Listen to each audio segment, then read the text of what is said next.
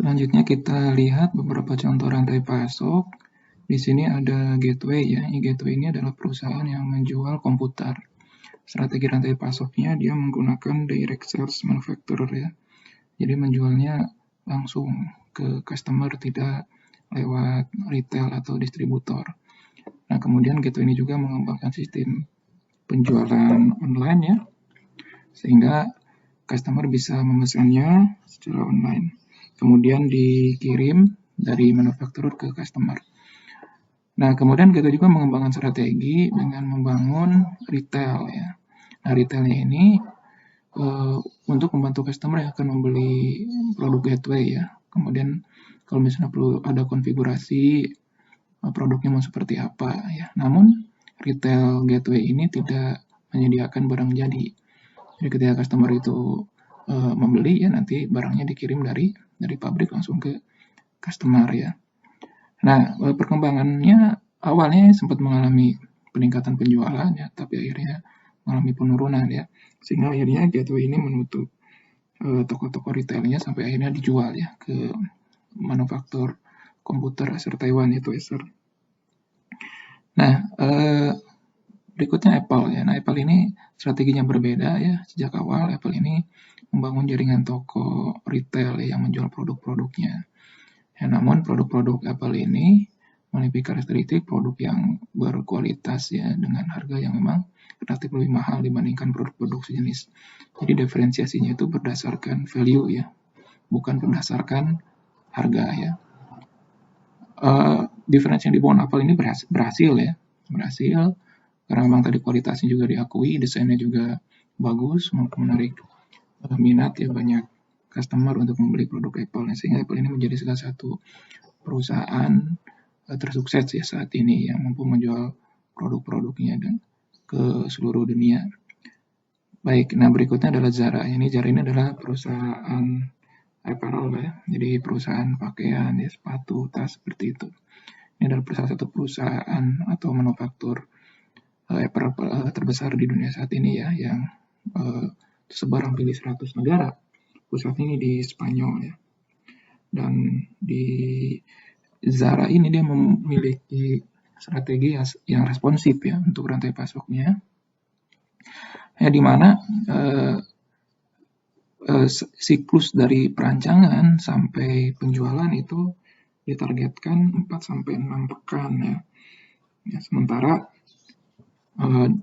perusahaan sejenis bisa sampai 4 bulan ya untuk mulai dari desain sampai dijual produk-produknya itu ya. Nah, ini membuat strategi rantai pasok yang responsif ini ya didukung juga dengan misalnya dibuat 2 ya manufaktur utamanya itu, dengan yang satu pendekatannya fleksibel dan responsif itu ada di Eropa ya. Kemudian ada juga yang untuk demand ataupun kebutuhan customer yang relatif stabil itu di manufakturernya di negara lain, di Asia misalnya seperti itu. Nah, sehingga Zara ini dia bisa menampilkan produk-produk yang lebih baru ya, sesuai dengan kebutuhan customer ya, dengan jangka waktu yang lebih cepat dibandingkan kompetitornya. Nah, begitu juga Zara ini dia menggunakan strategi postponement ya. Jadi proses untuk finish goods-nya itu disimpan dan juga atau di purchase ya, ataupun diproduksi ya. Itu hampir 40% itu ketika musim penjualan mulai berjalan ya. Ya, dibandingkan misalnya dengan kompetitornya itu 20% ya. Nah, artinya apa? Ini pendekatan responsif ini bisa mengurangi inventory ya, dan juga kesalahan error ya. Dan pada ujung-ujungnya ini akan mengurangi biaya ya. Nah, Zara ini juga didukung oleh retailnya jaringan retailnya yang luas ya, yang tersebar di berbagai negara ya. Baik, berikutnya di sini adalah Grainger dan McMaster-Carr ya. Ini adalah perusahaan MRO ya, maintenance, repair, and operation, menjual produk-produk MRO. Kedua perusahaan ini juga menggunakan strategi penjualan dengan menggunakan web ya. Nah, namun ada perbedaan ya di sini. Grainger itu dia mengirimkan langsung ya produknya itu ke customer ya. Jadi hampir semua produknya itu dikirim ke customer, walaupun ada beberapa DC yang dia juga mengalami customer bisa mengambil produk yang dibelinya dari distribution center tersebut ya. Nah, beda dengan McMaster ya. Jadi McMaster ini hampir semua produknya itu dibawa langsung ya oleh customer. Jadi customer datang ke tokonya ya, kemudian habis itu membawa produk ya langsung sesuai dengan yang dibeli. Nah, dua strategi ini tentu memiliki kelebihan ya dan kekurangan ya. Strategi konsolidasi yang dilakukan oleh Grainger ini akan membuat biaya inventory-nya ini berkurang ya, tapi biaya transportasinya bertambah ya. Nah, sebaliknya kalau McMaster ini akan membuat biaya inventory-nya ini bertambah, tetapi biaya transportasinya ini berkurang ya. Nah, kemudian Grainger dan McMaster ini juga menjual produk-produk yang dengan jumlah yang variasi yang sangat banyak ya, sehingga responsif terhadap kebutuhan customer. Baik, berikutnya adalah Toyota ya. Ini strategi Toyota ini adalah strategi global ya. Artinya Toyota itu membangun pabriknya bukan hanya untuk lokal, tapi didesain untuk global ya. Jadi awalnya strategi rantai pasok Toyota itu ketika membangun pabrik itu untuk supply untuk pasar lokal ya. Jadi kalau misalnya membangun pabrik di Indonesia, ya mobil-mobilnya itu untuk pasar Indonesia. Namun sudah krisis moneter tahun 90-an, Toyota mengembangkan strateginya di mana pabriknya itu selain bisa untuk mensuplai kebutuhan lokal, juga bisa untuk mensuplai kebutuhan global ya. Sehingga ketika ada krisis ekonomi di suatu negara ya, proses produksi bisa diseimbangkan ya dengan mengekspor, misalnya tetap bisa menjalankan proses produksi atau ekspor ke negara-negara yang secara pertumbuhan ekonomi ini masih berjalan dengan baik. Nah, kemudian juga terkait partnya ya, terkait komponen-komponen otomotifnya ya. Jadi Toyota ini juga mengembangkan strategi partnya itu commonality ya. Jadi keseragaman ya di dalam komponen-komponen otomotif. Ya misalnya mesinnya itu, satu mesin itu bisa digunakan untuk beberapa tipe mobil yang berbeda ya. Atau misalnya perangkat airbag-nya itu ya, itu digunakan untuk beberapa tipe mobil ya. Nah,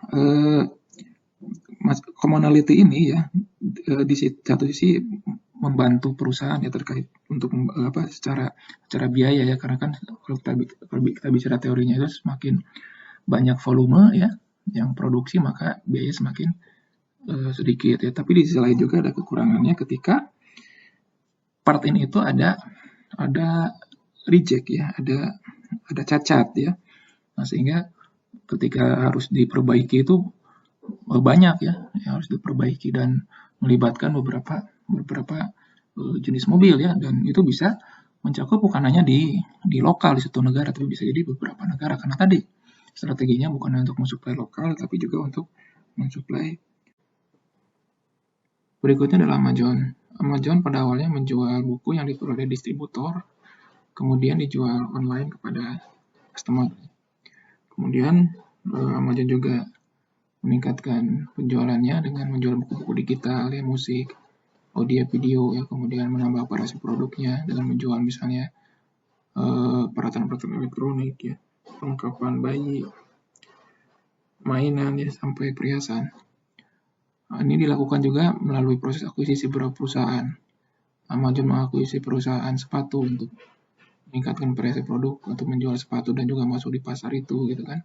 Kemudian Amazon juga mengakuisisi perlengkapan, perusahaan yang menjual perlengkapan bayi dan seterusnya. Nah, ini semakin bertambah ya variasi produk. Strategi kompetitif yang dibangun Amazon adalah dia menjual barang yang lengkap ya dengan harga yang murah dan pengiriman yang cepat. Nah, sehingga ini memberikan keunggulan kompetitif dibanding pesaingnya ya, terkait harga ya, kemudian waktu pengiriman. juga variasi produk. Nah, ini membuat Amazon menjadi salah satu perusahaan online paling sukses saat ini ya. Juga tidak lepas didukung dari infrastruktur teknologi informasi ya, yang dari awal Amazon ini menjual barang secara online ya. Di samping juga dengan teknologi terbaru ya, kita melihat misalnya bagaimana Amazon melakukan otomatisasi gudangnya ya, sehingga bisa mempercepat proses pengiriman barang, atau misalnya menggunakan menguji coba menggunakan drone ya untuk pengiriman barang ya dalam radius tertentu. Ini adalah inovasi-inovasi rantai pasok dilakukan oleh Amazon yang membuat Amazon ini menjadi salah satu perusahaan yang berhasil saat ini. Demikian ya yang bisa saya sampaikan. Silakan kalau ada yang mau ditanyakan atau ditambahkan.